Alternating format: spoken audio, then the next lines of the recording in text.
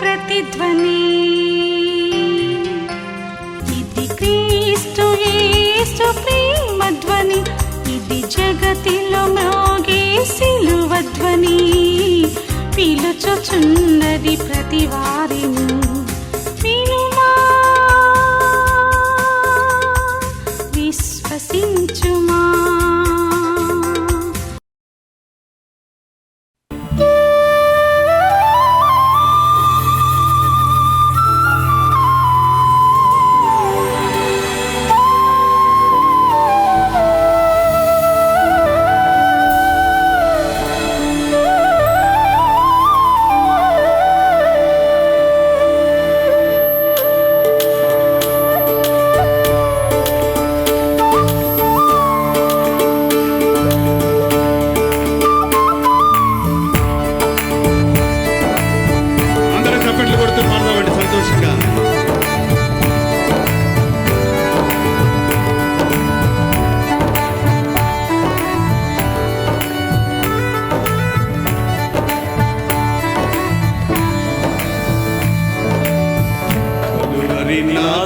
నిన్ను చూడాలి నా యేసుదేవా, నిన్ను చేరాలి,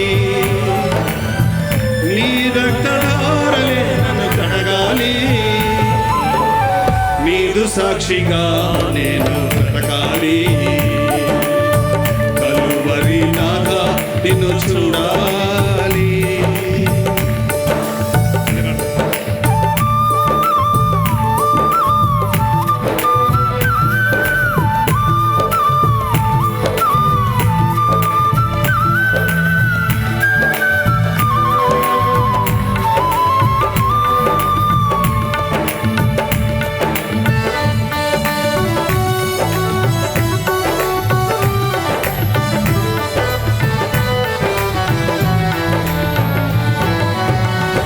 స్వస్థత కావాలి, నీదు మాటలే వినాలి, నా జీవిత కాలమంతా నీ గానము చేయాలి.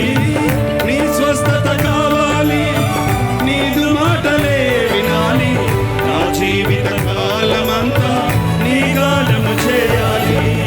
నీ రెక్కల చాటున నేను దాగి ఉండాలి, నీ రెక్కల చాటున నేను దాగి ఉండాలి. నా ప్రాణనాథుడాని స్తోత్ర గీతి పాడాలి, నా ప్రాణనాథుడాని స్తోత్ర గీతి పాడాలి. కలువరి నాథా నిన్ను చూడాలి, నీ యేసుదేవా నిన్ను చేరాలి, నీ రక్తధారలే నన్ను కడగాలి, నీదు సాక్షిగా నేను బ్రతకాలి. కలువరి నాథా నిన్ను చూడాలి.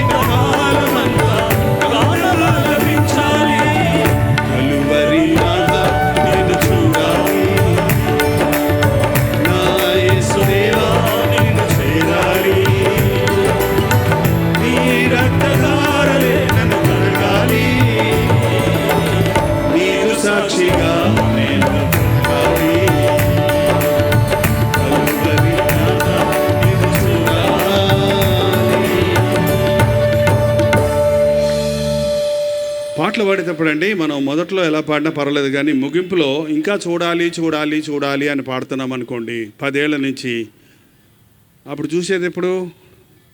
ఎంతమందిని యేసు ప్రభువు సిలువలో ఆయన ప్రేమను చూశారు, ఆయన రక్తం మిమ్మల్ని కడిగింది, ఆయన సాక్షిగా బ్రతుకుతున్నారు చెప్పండి? ఒకరు కూడా లేరా? ఒక్కరేనా? మరి ఇంకోలా పాడదాం ఇప్పుడు. కలువరి నాదా నిన్ను చూశాను, నా యేసుదేవా నిన్ను చేరాను, నీ రక్తధారలు నన్ను కడిగాయి, నీదు సాక్షిగా నేను బ్రతుకుతా. అంతేనండి? పడదాం అలాగా? ఓకే.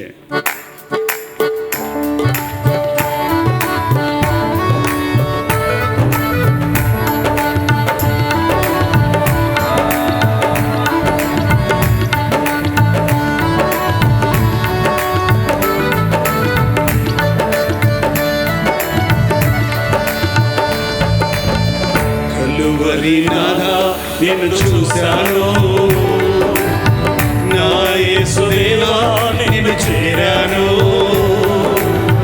నీ రక్తధారలే నన్ను కడిగాయి, నీదు సాక్షిగా నేను ఉంటాను. కలువరి నాదా నిన్ను చూశాను, నీ రక్తధారలే నన్ను కడిగాయి, నీదు సాక్షిగా నేను ఉంటాను. హల్లెలూయా పాటలు, ఆనంద గీతికలు, నా జీవిత కాలమంతా గానమాలపిస్తాను. హల్లెలూయా పాటలు, ఆనంద గీతికలు, నా జీవిత కాలమంతా గానమాలపిస్తాను. కలువరి నాదా నిన్ను చూశాను, దేవా నిన్ను చేరాను, నీ రక్తధారలే నన్ను కడిగాయి, నీదు సాక్షిగా నేను ఉంటాను. కలువరి నాదా నిన్ను చూశాను.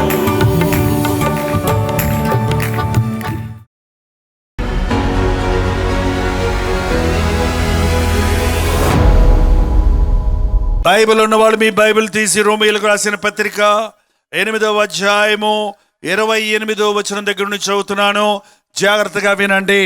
దేవుని ప్రేమించు వారికి అనగా ఆయన సంకల్పము చప్పున పిలువబడిన వారికి మేలు కలుగుటకై సమస్తము సమకూడి జరుగుచున్నవని ఎరుగుదుము. ఎందుకనగా తన కుమారుడు అనేక సహోదరులలో జ్యేష్ఠుడగనట్లు దేవుడు ఎవరిని ముందుగా ఎరిగెనో వారు తన కుమారునితో సారూప్యము గల వారొకటకు వారిని ముందుగా నిర్ణయించెను. మరియు ఎవరిని ముందుగా నిర్ణయించెనో వారిని పిలిచెను, ఎవరిని పిలిచెనో వారిని నీతిమంతులుగా తీర్చెను, ఎవరిని నీతిమంతులుగా తీర్చెనో వారిని మహిమపరచెను. దేవుని సంకల్పము చప్పున పిలువబడిన వారికి, దేవుని సంకల్పము చప్పున ప్రేమించబడిన వారికి సమస్తము సమకూడి జరుగుతాయి. దేవుడు ప్రేమించిన వారిని, దేవుడు పిలిచిన వారిని, దేవుడు ఏర్పరచుకున్న వారిని దేవుడు ఘనపరచాలని ఆశిస్తూ ఉన్నాడు. ఈ రాత్రి ఒక విషయాన్ని మనం ముఖ్యంగా గమనిస్తే, ఈ ఆవరణలో కూడి వచ్చిన ప్రతి ఒక్కరము 100 సార్లు మీ మనసులో ప్రతిరోజు నన్ను దేవుడు ఎరుగును, నేను దేవునికి తెలుసు అన్న ధ్యాస మీలో ఉంటే, అన్న విశ్వాసం మీలో ఉంటే, మీ జీవితంలో ఏది జరిగినా, కష్టం వచ్చినా, నష్టం వచ్చినా, నిందొచ్చినా, అవమానం వచ్చినా, మేలైనా కీడైనా, ఏది జరిగినా నేను దేవుడు నన్ను ఎరుగును గనుక ఇది నా మేలుకే అన్న సంగతి మీరు గుర్తించిన రోజు ధన్యులవుతారు, దీవించబడతారు. ఎర్రగటం అంటే ఏంటండి? ఎర్రగటం అంటే ఏంటి?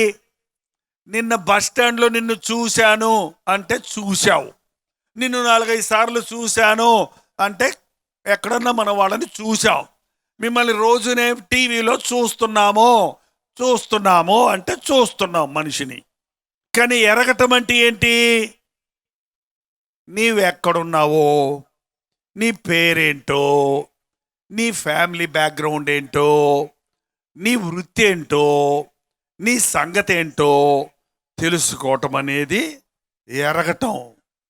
ఈ రోజున యేసు ప్రభువు మనల్ని చూచేవాడు మాత్రమే కాదు, మనల్ని బాగా ఎరిగినవాడు. దేవుని సన్నిధిలో కూర్చున్నప్పుడు దేవుడు మనల్ని చూస్తున్నాడు అన్నది వాస్తవం. కానీ దేవుడు నువ్వు ఇక్కడికి రాకముందు ఎక్కడి నుంచి వచ్చావో కూడా నిన్ను చూస్తున్నాడు ఆయన. అహియా ప్రవక్త దగ్గరికి యెరోబాము భార్య మరొకతైనట్టుగా వేషం వేసుకొని వెళ్ళింది.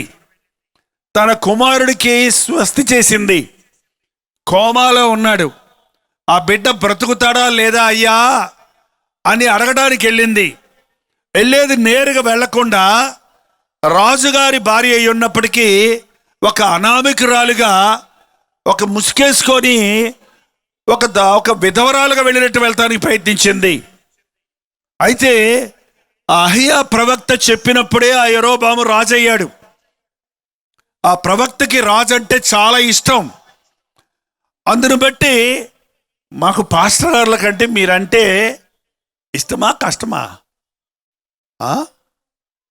అంటే మిమ్మల్ని చెప్పించాలని ఆశపడతామా, ఆశీర్వదించాలని ఆశపడతామా? అదే ప్రమాదం, మాకు వచ్చే ప్రమాదం ఏంటంటే మీరు తప్పు చేస్తున్నా కూడా ఆశీర్వదించాలని ఆశిస్తాం. చూడండి, మన సంఘస్థులు కదా, మన విశ్వాసులు కదా, కానుకలు ఇచ్చారు కదా, పరిచర్యలో ఉన్నారు కదా, మీరు పాడైపోవటం ఏ సేవకుడికైనా ఇష్టం ఉంటుందా? మీ బిడ్డలు చనిపోవటం అనేది ఎవరికైనా ఏ పాస్టర్ కన్నా ఆశిస్తాడా? అందుకని మేము సింపతి కలిగి ఉంటాం, జాలి కలిగి ఉంటాం. అహియా ప్రవక్తకి ఆ యెరోబాము అంటే చాలా ఇష్టం. ఆ భార్య ఏడ్చుకుంటూ వస్తున్నప్పుడు గబక్కన ఆయన మంచి మాట చెబుతాడేమోనని దేవుడు అన్నాడు. ముందుగానే చెప్పాడు, ఇదిగో యెరోబాము భార్య నీ దగ్గరకు వస్తుంది, మరొకతైనట్టుగా వేషం వేసుకొని వస్తుంది. నేను చెప్పమన్న మాటే నీవు ఆమెకు చెప్పాలి. దేవుని సేవకుడు దేవుడు చెప్పినట్టు చెయ్యాలి, చెప్పమన్న మాట చెప్పాలి. ఈ రోజున ఇది అరుదైపోయింది. మనసుకు తోచిన దాన్ని చెప్పటం, మనకిష్టమైన మాటలు చెప్పటం, ఏ మాటలు చెప్పితే మనుషులు సంతోషపడతారో అటువంటి మాటలు చెప్పటం. ఈ రోజున అబద్ధపు ఆత్మ బోధకుడు నోట్లో పెట్టబడింది. జాగ్రత్తగా ఉండండి.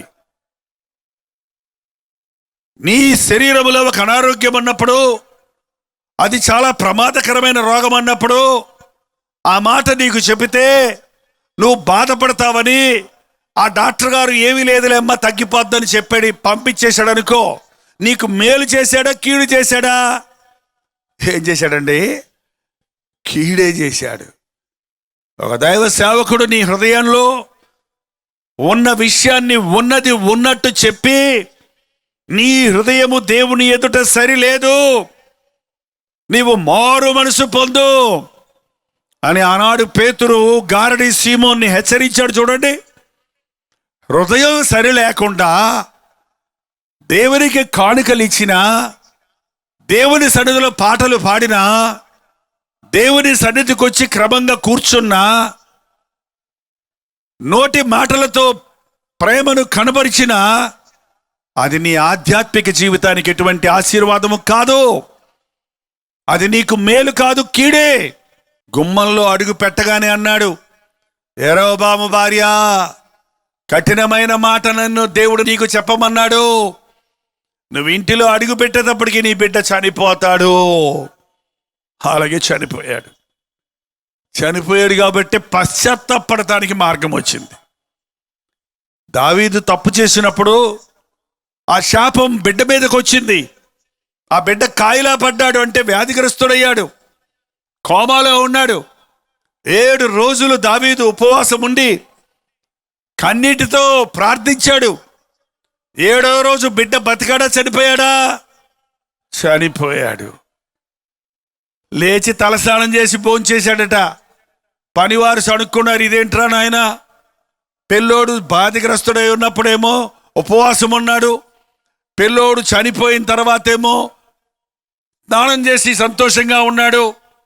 మనం ఏం చేస్తామంటే మనిషి బతుకున్నంతసేపు ఏం చేస్తామండి, పట్టించుకోము, ప్రేమించము. చచ్చిపోయిన తరపు మాత్రం ఎక్కడ లేని ప్రేమ చూపిస్తావు. ఇంకేం వస్తుంది? నువ్వు లేకపోతే నేను ఎట్లాగా ఉండేది అమ్మా. ఉన్నప్పుడు ఒక ముద్ద పెట్టలేదు అమ్మకి, బాధగా ఉందంటే ఒక హాస్పిటల్కి తీసుకెళ్ళి మందు ఇప్పించలేదు. ఏంటంటే చచ్చిపోయిన తర్వాత ఏడుస్తారు, అది వలన ప్రయోజనం లేదు. చనిపోయిన వారి కోసం కాదు, చనిపోబోతున్న వారి కోసం ఏడవండి. దేవుడు మనలని ఎరుగును, మన పాపాలు ఎరుగును, మన బలహీనతలు ఎరుగును, మన బాధలు ఎరుగును, మన సమస్యలు ఎరుగును, మన హృదయ స్థితిని బాగా ఎరుగు, మన యొక్క దుఃఖమును ఆయన ఎరుగును. ఈరోజు గుర్తుపెట్టుకోండి ప్రతి ఒక్కరూ,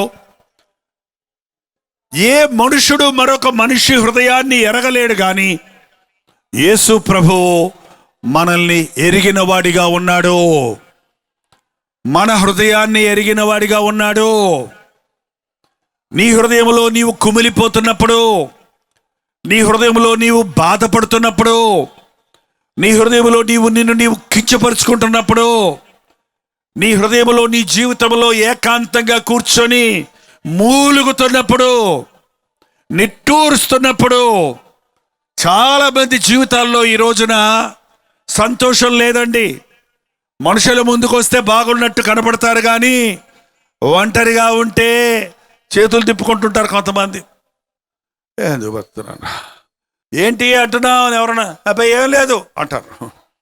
ఏంటి అలా ఉన్నావు, బాగానే ఉన్నా అంటారు. కానీ నువ్వు ఎందుకు మూలిగావు, ఎందుకు నిట్టూర్పు? వారి నిట్టూర్పులు నేను చూశానన్నాడు. ఐగుప్తు దేశములో వెట్టి చాకిరీ చేసిన ఇశ్రాయేలు జనాంగం, వారి బాధలలో మూలిగిన మూలుగులు నేను విన్నాను, వారి నిట్టూర్పులు నేను చూశాను.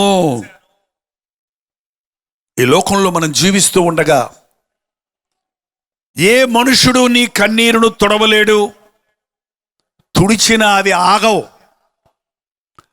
ఏ మనుషుడు నీ హృదయాన్ని ఎరగలేడు, ఎరిగినా నీకే సహాయము చేయలేడు. కానీ యేసుక్రీస్తు, నిన్ను సృష్టించిన సృష్టికర్త, నీకు రూపమిచ్చిన ప్రభువు, నీవు తప్పు చేస్తే నీ కొరకు సిలువలో ప్రాణమిచ్చి రక్తమిచ్చి కొన్న యేసు ప్రభువు నిన్ను ఎరుగును, నిన్ను ఎరుగును. నతానియేలు గురించి చెప్పాడు. నతానియేలు, నీవు అంజూరపు చెట్టు కింద కూర్చున్నప్పుడే నేను నిన్ను ఎరుగుదును. ఇప్పుడే మా ఫ్రెండ్ అని చూపిస్తుంటే పేతురు వచ్చి, అంద్రయ్య వచ్చి ఆయన అంటున్నాడు, ఈ నతానియేల్ని నేను ముందే తెలుసు, నాకు తెలుసు, ఆయన చెట్టు కింద కూర్చున్నప్పుడే తెలుసు. అంటే ఆ రోజుల్లో ఆ చెట్టు కింద కూర్చొని ధ్యానం చేసేవాళ్ళు, ప్రార్థన చేసేవాళ్ళు. నీవు ప్రార్థన చేస్తున్న విషయం నేను చూశాను. మీలో ఎంతమంది ప్రార్థన చేసుకుంటారండి? అందరు చేసుకుంటారు నాకు తెలిసి కదండి. అందరు చేస్తారా? కొంతమంది చేయరా? దయచేసి ఈ రోజు నుంచి ప్రార్థన చేసుకోవటం మానకండి, ప్రార్థన చేసుకోవటం మానకండి. యేసు ప్రభు అంటే ఎప్పుడు మన ప్రార్థన వినాలని ఎదురు చూస్తూ ఉంటాడంట. రాత్రి నిద్రపోతున్నప్పుడే నీ మంచం దగ్గరకు వచ్చి లేచాకన్నా నాతో మాట్లాడతాడేమో నా బిడ్డ. నిన్నంతా అలిసిపోయాడు, చాలా బొమ్మరంగా పనులు చేసుకున్నాడు, పరుగులెత్తాడు ఉద్యోగాల కోసం, నానా బాధలతో సతమతమయ్యాడు, నాతో చెప్పుకుంటే నేను తీరుద్దామని పొద్దునే నీ మంచం దగ్గరికి వచ్చి పొద్దున్నే నిలబడతాడటండి. ఎప్పుడు లేస్తావా అని డిస్టర్బ్ చేయకుండా నిలబడతాడంట ప్రభు. అని అబ్బా నా బిడ్డ లేచాడు, నాతో మాట్లాడతాడు అనుకుంటే నువ్వు ఆ నిద్రమత్తులోనే చేత్తో ఇట్టిట్ట తడుగుతావట. ఓ నా బిడ్డ నా వాక్యం చదువుకుంటాడు కాబోలు అని ప్రభు అనుకుంటే సెల్ ఫోన్ తీసుకుంటావంట.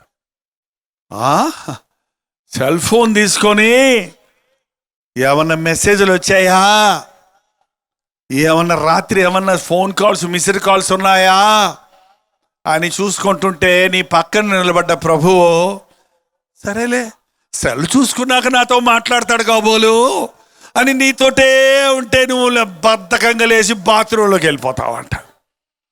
బాత్రూంలోకి వెళ్ళి పేస్ట్ పెట్టుకొని బర్రా తోముతుంటే ప్రభు పక్కన డిస్టర్బ్ చేయకూడదు, పాపం పళ్ళు కొడుకుంటున్నాడు, ఒకవేళ పాసి ముఖాన్ని నాతో మాట్లాడకూడదు, ఫ్రెష్గా ముఖం కడుక్కొని మాట్లాడదాం అనుకున్నాడు కాబోలు నా బిడ్డ అంత మంచోడు, ఆ మొహం కడుక్కొని నాతో మాట్లాడతాడు అని ఎదురు చూస్తూ ఉంటే మూద్దుడుచుకొని నేరుగా టిఫిన్ తినడానికి వెళ్ళిపోతావట.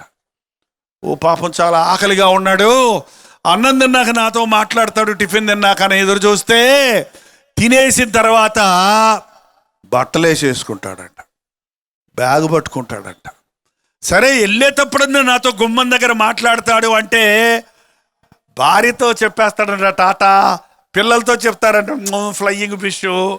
అరే పిల్లలతో మాట్లాడుకుంటారు, భార్యతో మాట్లాడుకుంటారు, నేనున్నానయ్యా అంటే అసలు ముఖం కూడా చూడకుండా వెళ్ళిపోతాడంట. ఏంటండి ఎలాగుంది మనుషుడి బ్రతుకు?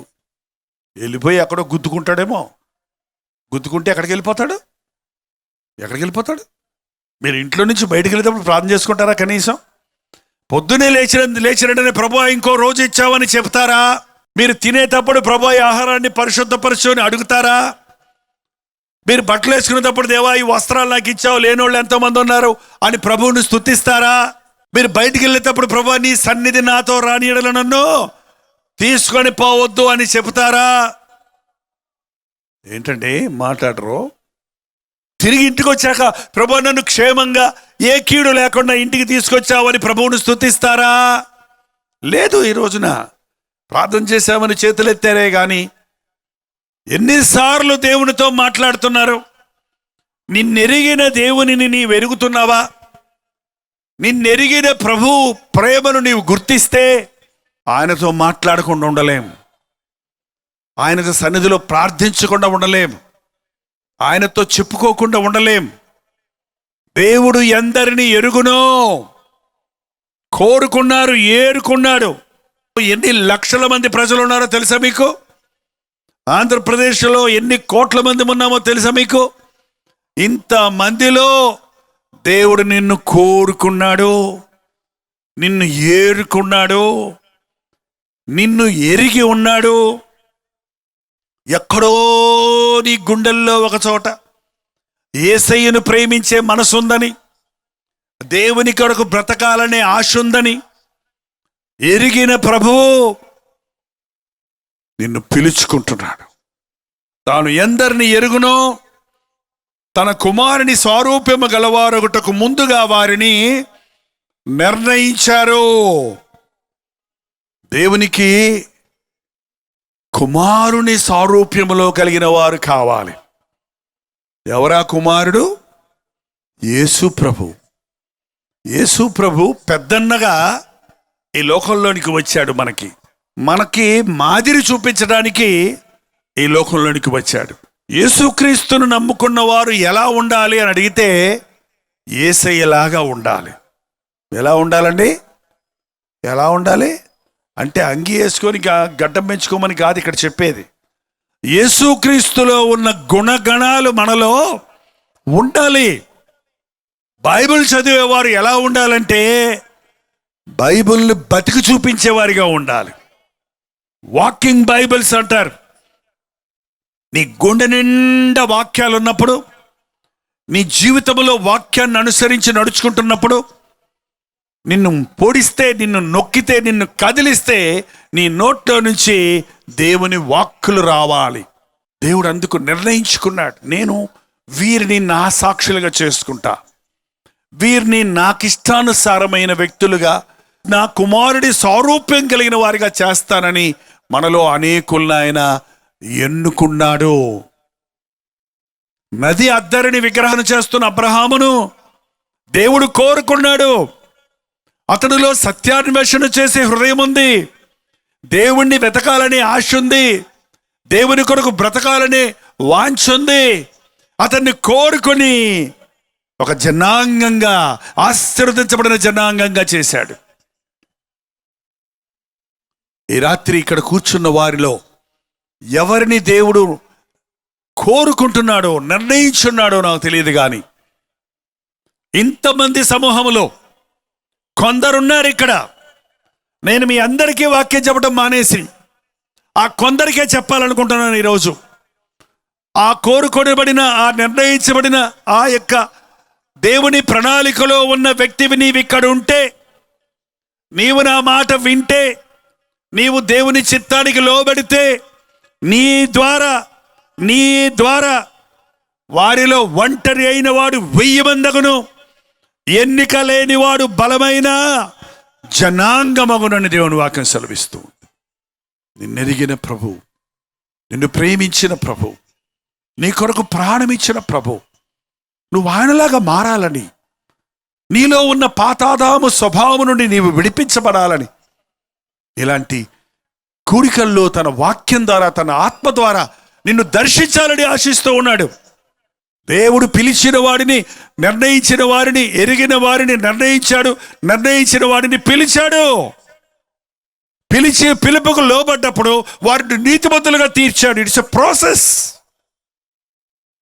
దేవుడు ఒక్కొక్క దానికి నువ్వు లోబడాలి. నిన్ను ఎరిగాడు అన్నది నువ్వు ఎరగాలి. ముందు నిన్ను పిలిచినప్పుడు నిన్ను నిర్ణయించాడు, ఒక పని కోసం, ఒక సేవ కోసం, ఒక ఉద్యోగం కోసం, లేకపోతే ఈ యొక్క వృత్తి కోసం, ఈ వ్యాపారం కోసం, ఈ స్టడీస్ కోసం, ఈ డిపార్ట్మెంట్లో నీవు ఉండాలి, ఈ కంపెనీలో నీవు ఉండాలి, ఈ గవర్నమెంట్లో నీవు ఉండాలి, ఫలానా వ్యక్తి నీ భర్త అవ్వాలి, ఫలానా భార్య ఫలానా స్త్రీ నీ భార్య అవ్వాలి, నీకు ఇంతమంది బిడ్డలు ఇవ్వాలి, నిన్ను ఇలా దీవించాలి, నీ బిడ్డలను ఇలా ఆశీర్వదించాలి అన్నది దేవుని ప్రణాళికలో ఉన్నది.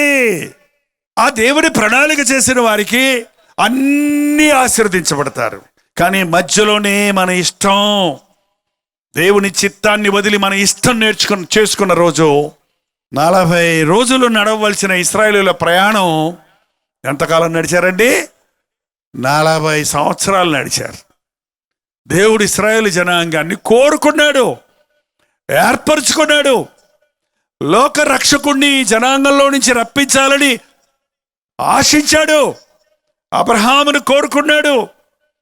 అబ్రహాము దేవుడా, ఇస్సాకు దేవుడా, యాకోబు దేవుడా అని మొరపెట్టే ఇశ్రాయేలు జనాంగం ఆశీర్వదించబడిన వారిగా ఉండాలంటే వారు మధ్యలో ఐగుప్తులో స్టక్ అయ్యారు. ఐగుప్తులో వాళ్ళ మూలుగులు విని, వాళ్ళ నిట్టూర్పులు చూసి, మోషే నాయకుడిని పంపించి వాడిని బయటికి రప్పించి, పాలు తేనెలు ప్రవహించే దేశానికి మిమ్మల్ని నడిపిస్తాను, సస్యశ్యామలమైన దేశానికి మిమ్మల్ని నడిపిస్తాను, మీరు బానిసలుగా కాక స్వతంత్రులుగా ఉండేటట్టు నేను చేస్తాను అని దేవుడు ఎన్నో ప్రణాళికలు కలిగి ఉంటే, ఎన్నో అద్భుతాలు చేసి ఆ మూర్ఖుడైన ఫరో చేతుల్లో నుండి ఇశ్రాయేలుని విడిపించి బయటికి రప్పిస్తే వాళ్ళు దేవుని మాట వినాలా? దేవుని చిత్తం చేయాలా? దేవుని యందు విశ్వాసం ఉంచాలా? ఉంచారా? మనం సాతాను కంబంధ హస్తాల్లో నలిగిపోతున్నప్పుడు, నిజ దేవుడు ఎవరో ఎరగని స్థితిలో ఉన్నప్పుడు, పాప ఊబిలో కూరుకుపోతున్నప్పుడు ప్రభు మనల్ని పిలిచాడు. ప్రభువు నెరిగే భాగ్యం నీకు ఇచ్చాడు. యేసుక్రీస్తు నామములో ఉన్న ఆశీర్వాదాలు అనుభవించేటట్టుగా చేశాడు. ఇంకా నిన్ను ఉన్నతమైన స్థితికి హెచ్చించాలని ఆశిస్తుంటే నువ్వు పక్కదారి పడుతున్నావు. ఇశ్రాయేలీయులు కొందరు సణిగారంట, కొందరు వ్యభిచరించారంట, కొందరు తిరగబడ్డారు, కొందరు పాపం చేసి అరణ్యంలో రాలిపోయారంట. పరలోకం చేరే వరకు మనందరినీ ప్రభువు నడిపిస్తున్నాడు పరిశుద్ధాత్మని ద్వారా. ఈ రోజున దేవుని వాక్యం ద్వారా మనల్ని హెచ్చరిస్తూ నడిపిస్తున్నాడు. దేవుని చిత్తం చేయి, నీ జీవితంలో దీవించబడతావు. దేవుని ప్రణాళికని ఎరుగు, ఆశీర్వదించబడతావు. దేవునికి అప్పగించుకో, నీ జీవితాన్ని నష్టపోవు. ఒక టీవీ ప్రోగ్రాంకి ఇన్ని డబ్బులు కడుతున్నామే, ఇంత కష్టపడి చేస్తున్నామే, చూస్తున్నారు కానీ ఎవరు విరాళాలు పంపడం లేదే, మానేద్దామా? ఒక ఛానల్ మానేద్దామా? అనుకున్నప్పుడు కరెక్ట్గా ఆ ఛానల్ గురించే చెప్తారు. ఫోన్ వస్తుంది మాకు, ఆరాధన ఛానల్లో చూసాము, ఆరాధన మానేద్దామంటే అయితే మానొద్దు, అయితే శుభవార్త మానేద్దాంలే అంటే 2వ రోజు శుభవార్త ఛానల్లో చూసి మారామో అంటాడు. ఓహో, గొప్ప దేవుడు అండి. ఆ ఎక్సైట్మెంట్ లేకపోతే, ఆ సంతోషం లేకపోతే ఈ పాటికి నేను సేవలో ఉండనండి. దేవుని చిత్తం చేయటం నేర్చుకున్నాను నేను. పిలుపుకు లోబడు. ఎవరిని ఆయన పిలిచినో వారిని ఆయన నీతిమంతులుగా తీర్చాడు. దేవుడి చేత పిలువబడిన యవనస్తులు ఈ ఆవరణలో ఉన్నారు. దేవుడు నన్ను పిలిచాడు సేవకన్నవారు ఈ రాత్రి ఇక్కడ ఉన్నారు. నేనే, నన్ను దేవుడు పిలిచాడు అన్నవాళ్ళుంటే హెజిటేట్ చేయకుండా, ఆలోచించకుండా, భయపడకుండా నిలబడండి.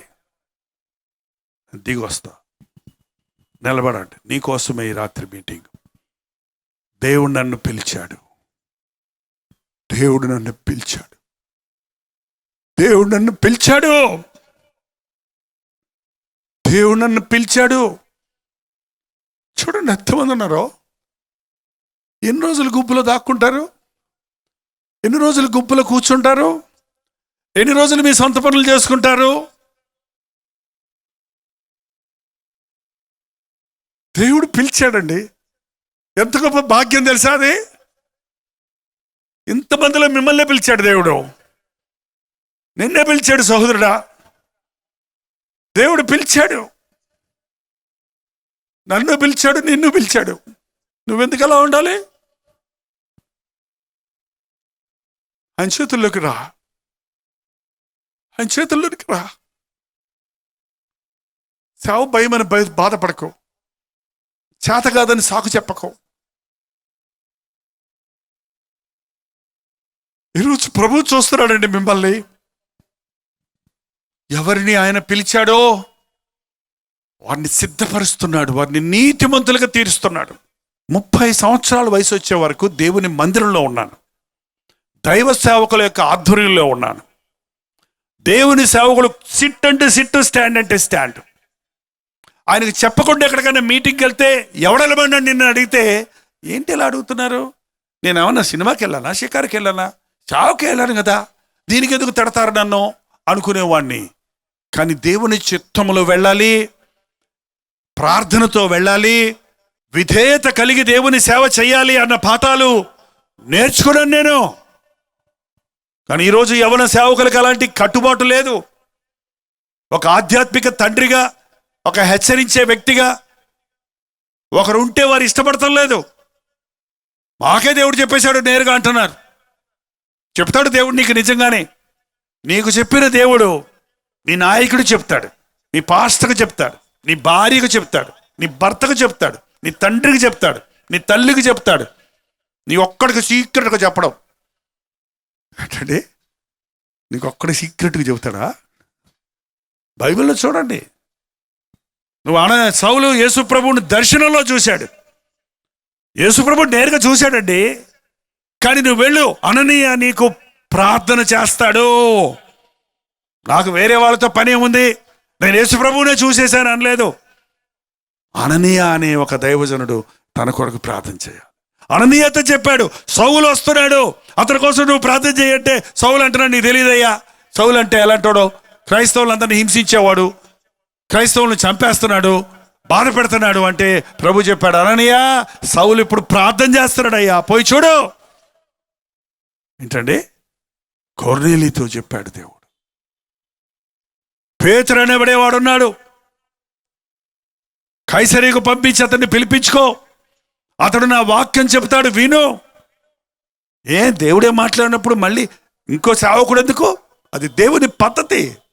పేతురుతో చెప్పాడు ప్రభు. మేడ మీద ప్రార్థన చేసుకుంటుంటే ఆ పురుగులన్నీ వచ్చాయి పైనుంచి. ఏంటి ప్రభు ఈ పురుగులు తినమంటావంటే, అయ్యా నువ్వు యూదులకు మాత్రమే క్రీస్తు అనుకుంటున్నావు, నువ్వు ఒక ప్రత్యేకమైన జనాంగానికి మాత్రమే సేవకుడు అనుకుంటున్నావు. ఇదిగో అన్య జనుల దగ్గరికి నువ్వు వెళ్ళాలి, ఇప్పుడు నీకు పిలుపు వస్తుంది చూడు, అక్కడికి వెళ్ళి చెప్పు వాక్యం అన్నాడు. పేతురు వెళ్ళినప్పుడు ఆ ఇంటిలో పరిశుద్ధాత్ముని కార్యం జరిగింది. ఆ ఇంటి వారందరూ రక్షించబడ్డారు.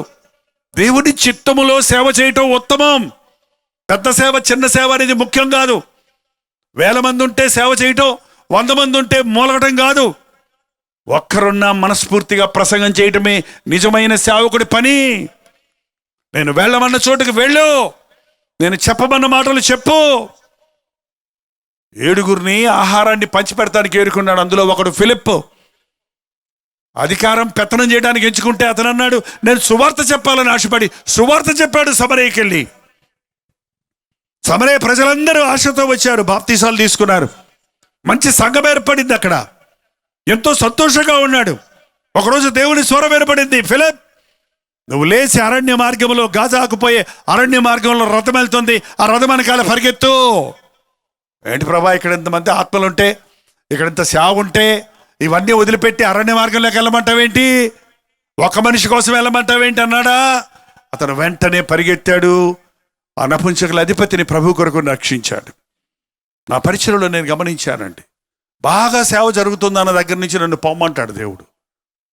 నానా కష్టాలు పడి కాపోవరం అనే గ్రామంలో సేవ ప్రారంభించమంటే, ఆ పల్లెటూరులో సేవ ప్రారంభిస్తే 2-3 గిద్దెడు చిన్న డబ్బాలు బియ్యం తీసుకొని వచ్చేవాళ్ళు. డబ్బులు ఉండవు పల్లెటూరులో కానుకలేయడానికి.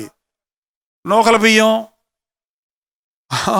అయ్యే కానుక, అయ్యే వండుకొని నేను నా భార్య తినేవాళ్ళం. మా అత్తగారు వచ్చింది ఒకరోజు, అయ్యో బాలింతరాలుగా ఉందండి మా కూతురు, ఇట్లాంటి బియ్యం తింటే పుట్టేవాడు సన్నగా పుడతాడంది. ఇప్పుడు చూశారు కదా జోసఫ్ ప్రకాశ్ని, సన్నగా ఉన్నాడు. ఏంటండి, అదే తిన్నాం మేమిద్దరం, అదే పెట్టాం మా బిడ్డలకి, అదే చేసాం. దేవుని చిత్తం చేశాం. దేవుడు ఆశీర్వదించాడు, నా బిడ్డలను ఆశీర్వదించాడు, నన్ను ఆశీర్వదించాడు. నువ్వు దేవునికి లోబడితే నీ బిడ్డలను ఆశీర్వదిస్తాడు. వారికి ఏ మేలు కొదవడదు. కష్టపడి ఆ పల్లెటూరులో సేవ చేస్తే రాళ్లతో కొట్టేవాళ్ళు నన్ను తరిమేయడం ప్రయత్నించారు ఊరు నుంచి. చాలా మంది రక్షించబడిన తర్వాత చక్కటి సంఘం ఏర్పడింది. చుట్టుపక్కల అనేక ఊర్లు తిరిగి సేవ చేస్తాను. ఎక్కడికి వెళ్ళినా మా సభలకు రండి, మా సంఘంలోనికి రండి అని ఊపిరి ఆడకుండా ఈస్ట్ వెస్ట్ గోదావరిలో అన్ని చర్చిలకి వెళ్ళి, ఆ రోజు టీవీలు రేడియోలు ఏమీ లేవు, నేరుగా వెళ్ళి వాక్యం చెప్పేవాడిని. సభల్లో ఆహ్వానించేవారు, కానికిచ్చి పంపించేవారు. కష్టమే లేదు. ఇలా మీటింగుల్లో మేము అరేంజ్ చేయాలంటే ఇంత ప్రయాసపడాలి. చక్కగా ఉన్నాం, బాగా మంచి ఇల్లు తీసుకున్నాం, అద్దె ఇల్లు తీసుకున్నాం. 3 పిల్లలు పుట్టేశారు. ఆంధ్రాలో ఉంటే ఎంత కమ్మగా ఉంటుందో తిండి. జాంకాయలు, సపోటా పళ్ళు, నారింజలు, తేగలు, ఇంకా ఏంటంటే అందులో ఈస్ట్ వెస్ట్ వెళ్తే అన్ని పచ్చగా ఉంటాయి అక్కడ. అసలు పాలు కొనేవాళ్ళం కాదు, తెచ్చి డబ్బాలు పోసేసేవారు ఇంట్లో. అన్ని కాయగూరలు తెచ్చి ఇచ్చేసేవాళ్ళు. హాయిగా ఉంది బ్రతుకు, భలే వద్దు అంటే ప్రభా అన్నాడు, లే పో అంటే, ప్రభా ఇప్పుడే కదా కొంచెం 2 చర్చిలు కట్టాను ఇక్కడ, అందరూ వందనాలు చెప్తున్నారు నాకు. రాళ్లతో కొడదామన్న వాళ్ళు కూడా వచ్చి క్షమాపణ అడిగి ప్రభువుని తెలుసుకున్నారు. ఎంత సంతోషంగా ఉంది ఇక్కడ, తృప్తిగా ఉంది, తిండి బాగుంది. అందరూ ఆప్యాయంగా పలకరిస్తారు. బాగున్నారా అండి, బాగున్నారా అయ్యగారు ఆయ్ కడుపు నిండిపోద్ది ఆ కబుర్లు ఇంటే. ఇంత బాగుంటే మళ్ళీ ఏంటయ్యా నన్ను అంటావు, పో మెడ్రాస్కు పో, మళ్ళీ అక్కడికా ఆ ఉప్పుడు బియ్యం తినే దగ్గరకా. 3 పిల్లల్ని పెట్టుకొని నన్ను ఎక్కడికి పోమంటావయ్యా మెడ్రాసు? నాకు అర్థం కాల. 87వ సంవత్సరంలో 3 పిల్లలు పెట్టుకొని మెడ్రాసు వెళ్తే, ఇంటి అద్దె కోసం తిరిగితే 725 రూపాయలకి 2 గదుల చిన్నిల్లు అద్దెకు దొరికింది. దానికి 100 ప్రశ్నలు వాళ్ళు అద్దె ఇవ్వడానికి.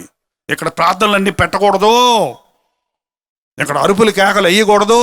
బాబు ఉండటానికి ఏంటి ఆయన 125 రూపాయలు కానుకొచ్చేది, 725 రూపాయలు అద్దె ఎలా కట్టమంటావు? ఎన్నోసార్లు అండి నా జీవితంలో.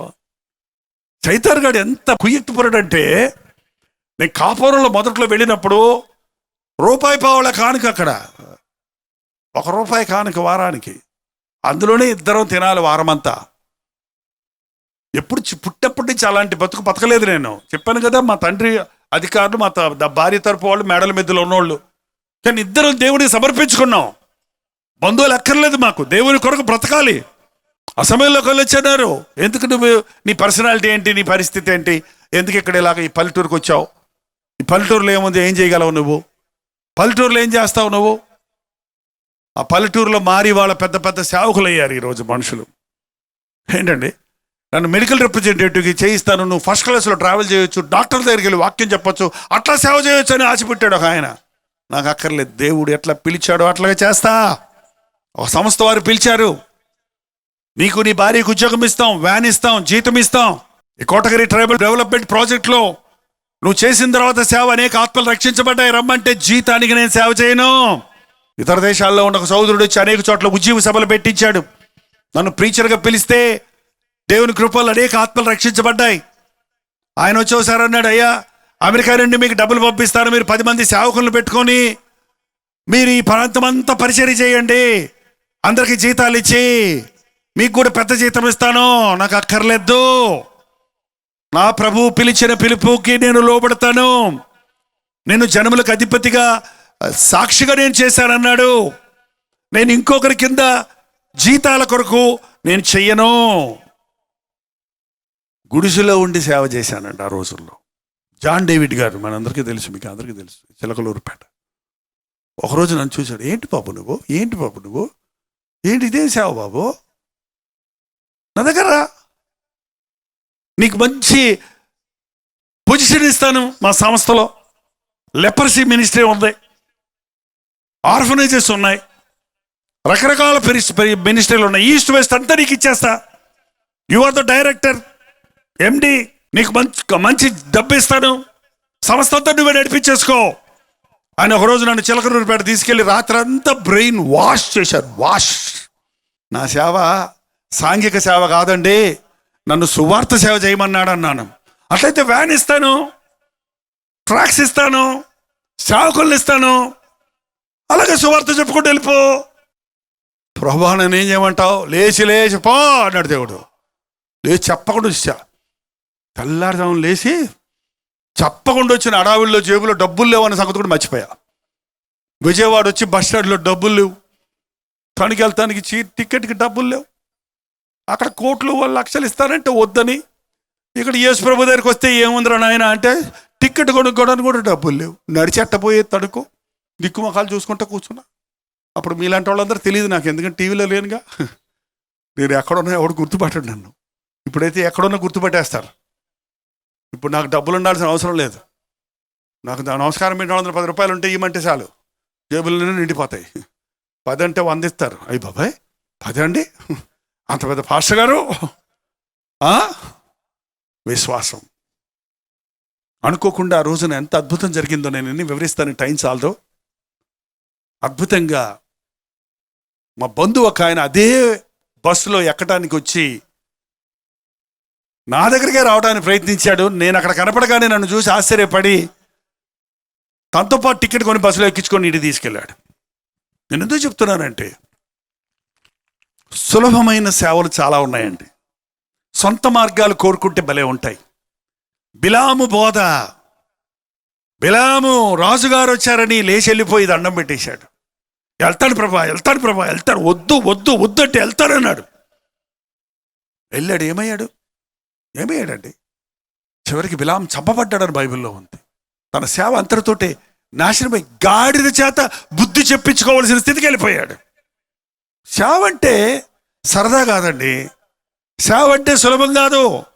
సేవ అంటే మీరు చూస్తున్నట్టుగా ఆర్భాటాలు అట్టహాసాలు కాదు. కన్నీరు, ప్రయాస, వేదన. రాత్రి నా దగ్గరకు వచ్చి చెప్పిన వాళ్ళ భారాలన్నీ నా గుండెల్లో తిరుగుతూనే ఉన్నాయి. మా నాన్న లేరండి. ఎందుకు లేరయ్యా? తాగి చనిపోయాడు. ఎంత వయసులో? 40 ఏళ్ళకే. 40 ఏళ్ళకి నాన్న చచ్చిపోయాడు. 45 ఏళ్ళకి నాన్న చచ్చిపోయాడు. అమ్మ పనిచేసి మమ్మల్ని పోషిస్తుంది. తాగి చచ్చిపోయాడు. ఎంతమంది ఈ రోజున ఈ త్రాగుడికి బానిసైపోయి, అధికముగా దుర్మార్గపు పనులు చేయకము, నీ కాలమునకు ముందే నీ వేళ చనిపోవలను. నీ భార్యను విధవరాలుగా చేసి, నీ బిడ్డలు దిక్కుమాలుగా వాళ్ళుగా చేసి నువ్వు చనిపోవటం అనేది దేవుని చిత్తమా? మనుషులు వచ్చి వారి భారాలు చెప్తున్నప్పుడు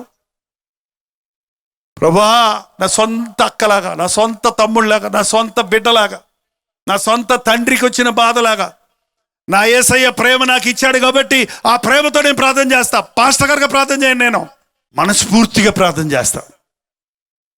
విజ్ఞాపన చేయటం అనేది సేవకునికి మరొక ముఖ్యమైన గుణం ఉండాలి.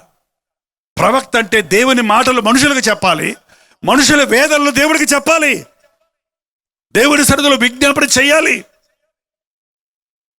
సేవ అంటే కాసేపు ప్రసంగం చేసేసి వెళ్ళిపోయి నిద్రపోవటం కాదండి, వెళ్ళిపోయి కారెక్కేయటం కాదు. జరిగిన సేవను ముద్రించాడు ఆయన. అది కూడా నేను బైబిల్ కాలేజీలో నేర్చుకున్నా. నా యవ్వన కాలంలో ప్రసంగం చేసినప్పుడు ప్రతిరోజు ఉపవాసం ఉండి ప్రసంగం చేయటం నేర్చుకున్నా. ప్రసంగం అయ్యేదాకా తిన్నాం, ఇప్పటికే అదే అలవాటు నాకు. ప్రసంగం అయ్యేదాకా 1 గంట అయినా 2 గంటలైనా అప్పుడు భోంచేస్తాను, కానీ ప్రసంగానికి ముందు భోంచేయను నేను. నా భారం తీరాలి, నాకు అప్పచెప్పిన పని చేయాలి ముందు. నా తండ్రి పని తుదముడిచడమే నాకు ఆహారం. ఉపవాసం ఉండి ప్రార్థన చేసి ఆ తర్వాత ప్రసంగం అయిపోయాక చక్కగా నిద్రపోయేవాడిని. ఓ రోజు తట్లేపాడు ప్రభు నన్ను, లే ప్రార్థన చేయి. వాక్యం విత్తడానికి ముందు ఎంత ప్రార్థన అవసరమో వాక్యం విత్తిన తర్వాత కూడా అంత ప్రార్థన అవసరం. అది మనుషుల హృదయాల్లో నాటాలి. ఒక చెట్టుని నాటాలంటే మనం గుంట తవ్వి కాసి నీళ్లు పోసి చెట్టు నాటి ఏం చేస్తామండి, మళ్ళీ కాసి నీళ్లు పోస్తాం. అప్పుడే అది దాని వేరు దిగుతుంది. దేవుని వాక్యం చెప్పిన తర్వాత విన్న వర్తమానం మనుషుల హృదయాలలో నాటుకోవాలి, ఫలించాలి. అంతవరకు సేవకుడు ప్రార్థన చేయాలి. అది నిజమైన పరిచర్య. కూలికి బోధించేవాడు బోధకుడు కాదండి, లాభానికి బోధించేవాడు బోధకుడు కాదు. సేవను వ్యాపార సరళికి దింపేవాడు సేవకుడు ఎట్టవుతాడు? ఎంతసేపు మీ ద్వారా నాకేమొస్తుందా అని ఆలోచించేవాడు సేవకుడు ఎట్టవుతాడండి? నేను రుణపడి ఉన్నాను. నాకు అప్పచెప్పిన వ్యక్తులకు సువార్తను ప్రకటించి వారిని పరిపూర్ణులు చేసి క్రీస్తు ముందు నిలబెట్టాలి. పౌలు హృదయ వాంఛ అది. పౌలు ఆ స్థలాలకు వెళ్ళి ఆత్మలు రక్షించేవాడు. ఆ తర్వాత వాళ్ళకి ఫోన్ చేయడానికి లేదు ఇప్పుడులాగా, యూట్యూబులు లేవప్పుడు, ఉత్తరాలు లేవప్పుడు. ఒక ఉత్తరం రాయాలంటే తోలు దట్టి మీద రాయాలి. ఒక ఉత్తరం రాసి మనసంతా కుమ్మరించి వారికి ఒక సందేశాన్ని పంపిస్తే ఆ ఉత్తరం విశ్వాసులకు చదివి వినిపించేవారు. అవి వేళ బైబిల్లో భాగాలైపోయినాయి. పౌలు రాసిన 13 సాధారణమైన ఉత్తరాలు ఎక్కడి నుంచి వచ్చాయంటే పరిశుద్ధాత్మని ప్రేరేపణ ద్వారా హృదయాంతరేంద్రియాల నుండి ఒక విశ్వాస యొక్క అవసరతను, ఆధ్యాత్మిక స్థితిని, వారి యొక్క కొరతను తీర్చేటువంటి సందేశాలతో కూడిన వర్తమానం ఇచ్చాడు. ఈరోజు ఆత్మలు రక్షించబడాలి. రక్షించబడిన ఆత్మ క్రీస్తు సారూప్యంలోనికి తీర్చబడాలి. పరిపూర్ణుని చేసి నేను క్రీస్తు ముందు నిలబెట్టాలి. కొంతమంది దైవజనుల చరిత్ర చదివినప్పుడు వేల మంది జనులు వచ్చేసేవారు. చేతులెత్తమని ప్రభువుకి అప్పగించుకున్న వాళ్ళు చేతులెత్తమంటే అందరూ చేతులెత్తేసేవారు. ఒక 3 నెలలు 6 నెలలు అయిన తర్వాత అనలైజ్ చేస్తే వాళ్ళల్లో 20% కంటే ఎక్కువ మంది దేవుని కోసం నిలబడలేదు. తర్వాత వాళ్ళు జారిపోయేవాళ్ళు. చార్లెస్ ఫిన్నీ అనే ఒక దైవజనుడు ఉన్నాడు. ఆయన మీటింగ్ పెడితే చాలా తక్కువ మందే వస్తారు, ఎక్కువ మంది రారండి. ఈ రాత్రి భోజనాలు పెడితే ఇక్కడ ఎక్కువ మంది వస్తారు. ఈ కాంపౌండ్లో చోటే ఉండదు. మీటింగ్ అయిన తర్వాత భోజనాలని కరపత్రంలో వేసామనుకో, ఏం చేస్తారు చెప్పండి? ఇంట్లో 4 వదిలిపెట్టి వస్తారా? వాళ్ళకు కూడా తెస్తారు. ఆటో కట్టించి మరీ తెస్తారు. ఏంటండి అక్క భోజనాలంట, నువ్వు కూడా రా అక్క, పోదాం, వంట వంటకు ఈ పూట రెస్ట్ తీసుకో. అక్కడ పెడతారు భోజనం. యేసుప్రభుని అలాగే వెంబడించేవారండి. మీరు కడుపు నిండిన వాళ్ళని నన్ను ఎతుకుతున్నారా? నిజంగా మీరు నన్ను ఎతుకుతున్నారని అడిగాడు. 5 రొట్టెలు 2 చేపలు ఆశీర్వదించి పెట్టినప్పుడు తినేసి బొక్కేసి ముక్కలు పడేసేసి వాళ్ళు కొందరు వచ్చేసి యేసుప్రభుని ఎత్తేసుకొని నీవే మా రాజువి, నీవే మాకు అంటున్నారు. నువ్వు కావాలి మాకుంటే రొట్టెలు బాగా వస్తాయని పారిపోయాడంటే అక్కడి నుంచి. ఆయన తప్పించుకొని వెళ్ళిపోయినది బైబిల్లో. ఏంటండి ఈ రోజున సేవ అంటే భోజనాలు, అట్రాక్షన్స్, ఆకర్షణలు, మ్యూజిక్ కూడా ఎంత మటుకో అంత మటుకే. మ్యూజిక్ని దేవుడిగా ఆరాధించడం సరికాదు. పాటల కోసం మ్యూజిక్ కానీ మ్యూజిక్ కోసం పాటలు కావు. దేవుణ్ణి ఆరాధించవలసిన అవసరం ఉంది, కానీ పాటల కోసమే వస్తారు కొంతమంది. పాటల కోసమే వచ్చేవాళ్ళు పనికిమాలోళ్ళు అయిపోతారు. జాగ్రత్త. ఈరోజు దేవుడు నాతో ఏం మాట్లాడతాడా? ఈరోజు దేవుని దగ్గర నుండి నాకు ఏ సందేశం ఉందా? నా బ్రతుకులో నేను దిద్దుకోవలసింది ఏదైనా ఉందా? విడిచిపెట్టవలసింది ఏమైనా ఉందా? నమ్మవలసింది ఏమైనా ఉందా అన్న ఆశతో దేవుని దగ్గరికి రావాలి. దేవుడు నిన్ను ఎరిగాడు, కానీ నువ్వు ఆయన ఎరగల. కాబట్టి నీ బ్రతుకులో ఎక్కడో ఉన్నావు నువ్వు. ఇంకా ఆయన నిన్ను పిలిచాడు, కానీ ఆయన పిలుపుకు నీవు లోబడలేదు. కాబట్టి నీ జీవితంలో అభివృద్ధి లేదు, ఆశీర్వాదం లేదు, తృప్తి లేదు. కనీసం ఒక మంచి దైవజనుడిగా నిన్ను సిద్ధపరచడానికి నీ జీవితంలో కష్టాలు, శ్రమలు, నిందలు, అవమానాలు, కొరతలు అనుమతిస్తాడు ఆయన. అవి నీ మేలుకే గాని కీడు కాదు. అవి నిన్ను మరింత ఉన్నతమైన స్థితికి నడిపించడానికే గాని నాశనం చేయటానికి కాదు. ఈ రోజుల్లో చాలామంది ఆ ప్రాసెస్లో ఆగిపోతున్నారు. దేమాలాగా లోకాన్ని ప్రేమించి వెనక్కి వెళ్ళిపోతున్నారు. యోధాలాగా డబ్బులు కాసిచ్చి అమ్ముకుంటున్నారు సేవని. ఆయన చేతుల్లో నలిగుంటే, ఆయన చేతుల్లో నలిగితే ఒక ముత్యమో ఆ నత్త శరీరం మీద పడ్డప్పుడు అది ముడుచుకొని ఆ సముద్రపు లోపలికి వెళ్ళి నలుపుతుంది, గరగరగర పెడుతుంది, దాన్ని పొట్టంతా మంటుద్ది. కానీ ఆ మంటలో, ఆ పోరాటంలో నలిగి ఒక మంచి ముత్యాన్ని బయటికి తీసుకొస్తుంది. దేవుడు నీ జీవితంలో నుండి ఒక స్వచ్ఛమైన క్రీస్తు స్వరూప్యాన్ని నీలో తీసుకుని రావాలంటే శ్రమలలో, పోరాటాలలో నిలబడాలి దేవుని కోసం. తప్పుడు మార్గాలు, సులభ మార్గాలు, అడ్డ మార్గాలు తొక్కకూడదు. చాలామంది సేవకుల ప్రారంభం బాగుంది, అంతం బాగలేదు. ప్రారంభం బాగుంది, పక్కదారి పట్టారు, సైడ్ ట్రాక్ట్ అయిపోయారు.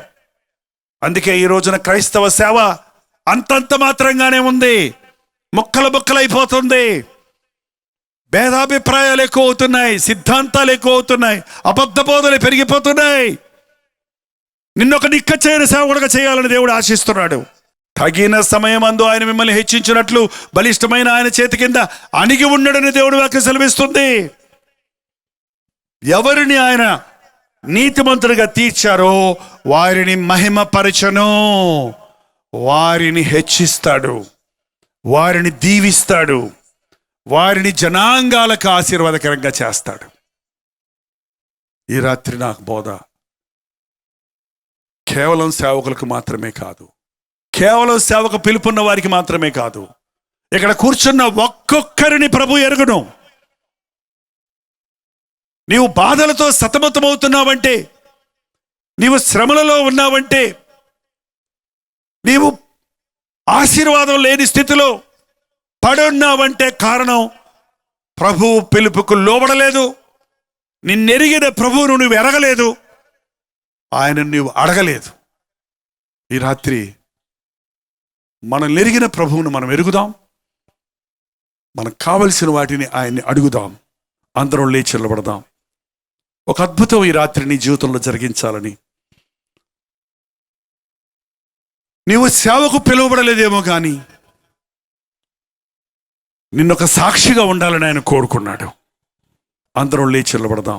ఒక నిర్ణయం చేయండి. నిలబడ్డ మీరందరూ, నీ చిత్తమే నా జీవితంలో సిద్ధించునుగాక. నా ఇష్టము కాదు ప్రభువా, నీ రోజు నుంచి నువ్వు ఏం చేయబట్టి అది చేస్తానయ్యా. నీ చిత్తాన్ని బయలుపరచును ఆయన. నీ చేతుల్లో తీసుకొని నన్ను వాడుకో ప్రభువా. నన్ను నలకొట్టు, చిత్తకొట్టు, నన్ను రూపు మార్చిన ఆయన క్రీస్తు సారూప్యంలోనికి తెచ్చి నాలో క్రీస్తును చూచినట్లు, నా మాట దేవుని మాట ఉండినట్లు నన్ను అభిషేకించని నోరు తెరిచి ప్రార్థన చేయండి. పరిశుద్ధుడా, ప్రేమగల తండ్రి, ఒక్కసారి నీ బిడ్డలను చూడు నాయన. శరీరంలో అనారోగ్యాలు ఉన్నాయని, అవయవాలు చెడిపోయాయని, ఎక్కువ రోజులు బ్రతకరని, పక్షవాతం వచ్చిందని, హార్ట్ ప్రాబ్లం ఉందని, కిడ్నీ సమస్య ఉందని, ఎయిడ్స్ రోగంతో నా బుద్ధిహీనత వల్ల తెచ్చుకొని బాధపడుతూ నా బిడ్డలకు అందించారని కుమిలిపోతున్న సహోదరుడా, క్రీస్తు రక్తము సకల దుర్నీతి నుండి నిన్ను పవిత్రులుగా చేయనని నమ్ము. ఒక అద్భుతం ఈ రాత్రి జరుగుతుంది. ప్రతి శాపాన్ని నజరుడైన యేసుక్రీస్తు నామంలో కొట్టివేస్తున్నాము. ఆనాడు కలువరి సెలవులో నీవు చిందించిన నీ ప్రశస్తమైన రక్తమును ప్రతి ఒక్కరి మీద ప్రోక్షించుచున్నాము నాయన. నడినెత్తి నుండి అరికాలు వరకు శరీరములో ఏ భాగములో, ఏ ఎముకలో, ఏ నరములో, ఏ కండరములో, ఏ అవయవములో ఏ దోషమున్నదో నీవు పొందిన దెబ్బల ద్వారా ఉన్న స్వస్థతను కలుగు చేయము నాయన. తిరిగి వెళ్ళినప్పుడు మేము నన్ను స్వస్థపరిచాడు ప్రభు అని, నా హృదయమును మార్చి ఉన్నాడని, నా ప్రభు స్వరమును నేను విన్నానని మా చుట్టూ వారికి మేము సాక్ష్యము చెప్పినట్లుగా నీ పరిశుద్ధాత్మను మా మీద కుమ్మరించము. ఏ ఒక్కరిని విడిచిపెట్టుందయ్యా. దూర శ్రావణ యంత్రము ద్వారా ఇళ్లల్లో, మిద్దెల్లో, గోడల మీద కూర్చొని వింటున్న వారిని దర్శించము. లైవ్ ప్రోగ్రాం ద్వారా, యూట్యూబ్ ద్వారా, ఫేస్బుక్ ద్వారా ఈ ప్రార్థనలో ఏకీభవిస్తున్న వారిని దర్శించము. నిన్న నేడు రేపు ఏకరీతిగా ఉన్న దేవా, ఇక్కడ అక్కడ ఎక్కడ పడితే అక్కడ నీ నామమునందు విశ్వాసముంచి నీ మాట విని వణికే వారిని దర్శించేవాడా, నీ అద్భుత కార్యాలు మా పట్ల జరిగించుము నాయన. కంటికి కనబడని, చెవికి వినబడని, హృదయమునకు గోచరము కాని ఆశీర్వాద మూటలతో నేను వెళుతున్నానన్న విశ్వాసముతో వెళ్ళుటకు నీ పరిశుద్ధాత్మను మాకు తోడించి నడిపించమని యేసు క్రీస్తు నామములో అడుగుచున్నాము తండ్రి. మన తండ్రి అయిన దేవుని యొక్క ప్రేమయు, కుమారుడైన క్రీస్తు యొక్క కృపయు, ఆదరణకర్త అయిన పరిశుద్ధాత్మ యొక్క సహవాసమును కూడి వచ్చిన మనందరికీ ఇప్పుడును సదాకాలమును తోడై ఉండనుగాక. ఆమేన్, ఆమేన్, ఆమేన్. దేవుని స్తోత్రం. మీరు విన్న వర్తమానం మీకు ఆశీర్వాదకరంగా ఉంటే, మీ ప్రార్థన అవసరతలు భారాలు ఉంటే 954041 నెంబర్కి ఇప్పుడే ఒక టెక్స్ట్ లేక వాయిస్ మెసేజ్ ద్వారా వాట్సాప్ పంపించండి. మీ వాట్సాప్లన్నీ పరిశీలించి మేము ప్రార్థిస్తున్నాం. ప్రభు అద్భుతంగా మనకు జవాబులు ఇస్తున్నాం. మీరు ఇతర దేశాల్లో ఉంటే 91001008 నెంబర్కి మీ ప్రార్థన అవసరతలు పంపించాం. ఉచితమైతే రేపు ఉదయం 7 గంటలకు అనుదిన ధ్యానంలో మళ్ళీ కలుసుకుందాం. అంతవరకు దేవుని మహాకృప మీకు తోడేడు దాకా.